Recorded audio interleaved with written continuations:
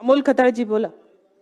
अध्यक्ष महोदय, माझा संगमनेर मतदारसंघ येथे सुकेवाडी या ठिकाणी आज एक मोठा छापा पडलाय. 300 किलोहून अधिक मोठ्या प्रमाणात गांजा पकडला गेलाय.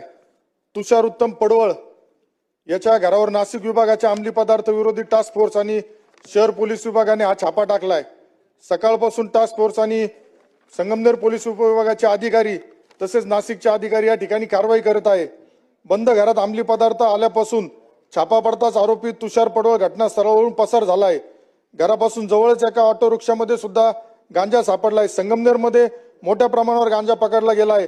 हा गांजा कुठून आला, याची विक्री कुठे होणार होती, याचा तपास पोलीस करत आहे.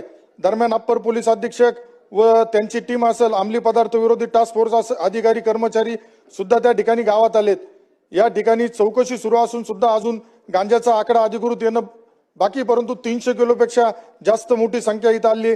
अध्यक्ष महोदय, माझी सरकारला विनंती आहे, संगमनेर शहर व ग्रामीण भागात अंमली पदार्थाची तस्करी करणारे, सप्लायर, विक्री करणारे यांचा तपास लावण्यासाठी विशेष पोलीस टीम नेमण्यात यावी. जे कोणी दोषी असतील त्यांच्यावर विद्यमान कायद्याअंतर्गत कठोर कारवाई करावी.